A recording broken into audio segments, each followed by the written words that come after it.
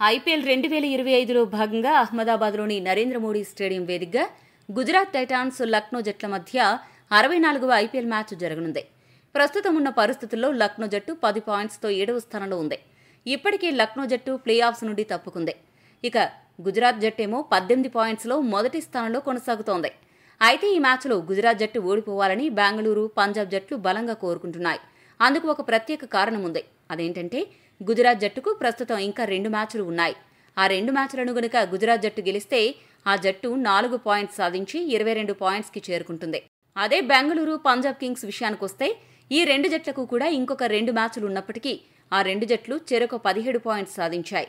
ఈ 2 జట్లు కూడా మిగతా 2 మ్యాచ్లను గెలిచినప్పటికీ 21 పాయింట్స్ మాత్రమే సాధించగలవు.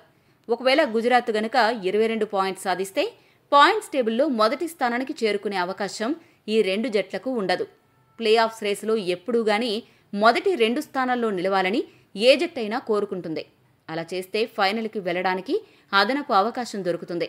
ఇటువంటి పరిస్థితుల్లో పాయింట్స్ టేబుల్లో బెంగళూరు, పంజాబ్ జట్లు మొదటి స్థానం చేరుకోవాలి అంటే గుజరాత్ జట్టు 22 పాయింట్స్ సాధించకూడదు. అది జరగాలి అంటే ఈ మ్యాచ్లో గనుక గుజరాత్ ఓడిపోతే ఆర్సీబీ, పంజాబ్ జట్లకు మొదటి స్థానానికి చేరుకునే అవకాశాలు కాస్త ఎక్కువగా ఉండే అవకాశం ఉంది.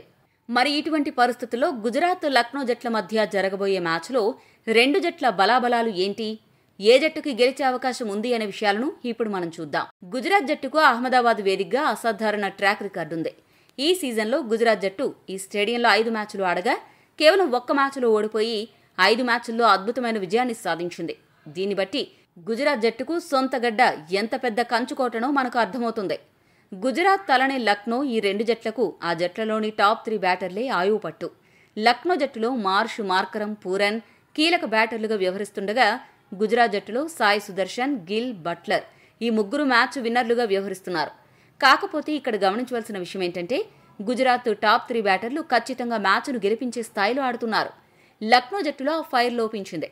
ఇక మిగతా బ్యాటర్ల విషయానికొస్తే లక్నో కంటే గుజరాత్ జట్టులో middle order, lower middle order కాస్త బాగా ఆడుతోందని చెప్పొచ్చు.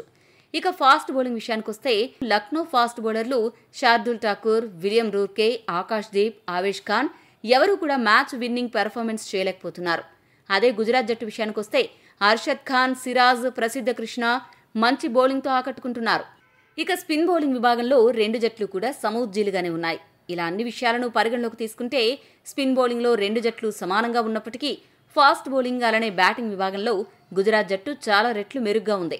ఈ పరిస్థితుల్లో ఈ మ్యాచ్లో గుజరాత్ గెలిచే అవకాశం 70% ఉండగా లక్నో గెలిచే అవకాశం 30% ఉంది.